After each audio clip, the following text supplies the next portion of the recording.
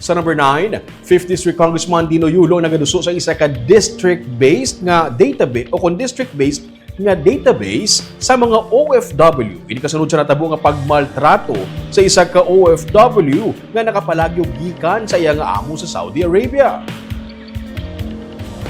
Dugang pa ni Yulo, kinahanglan man sa mas mabakod nga support network para sa mga migrant workers. August 2 sa nakapalagyo ang isa ka 45 years old nga OFW. Karon, yara na siya sa paghinakop sang embahada sa Pilipinas sa Riyadh. Taga Isabela, Negros Occidental, ang bana sang amo nga OFW.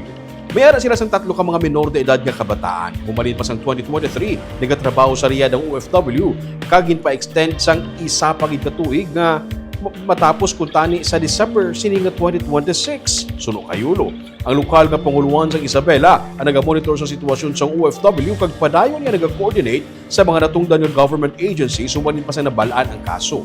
Tigayon nga natalakay ni Yulo ang ginaduso nga proposal sa Overseas Workers Welfare Administration sa nagligad pa nga bulan. Ang kaso sang 45 anyos nga nagapakita lamang kung ano ka importante ang isa ka masaligan nga database para sa mga pumuluyo sa 5th District nga nagatabok o kung nagatrabaho sa Middle East kag sa iban pagid nga mga bahin sa kalibutan.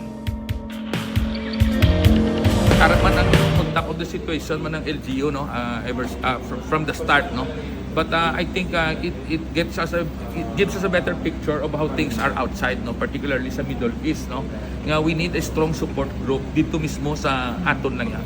So as early as about I think a month ago, nagstorya na kami sa OWA nga ma-form kami sa aton nga database dira no, sa tanan nga mga OFW nga ato sa kuano sa Middle East and elsewhere no, for us to be able to at least have a support group dito mismo no, kung sa kuan pa on-site support group no.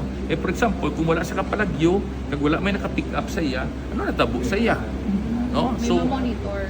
So abis ko kabalo lang ta nang may na mabati kita may nakarsel nga isa ka OFW gin finance ang kaso.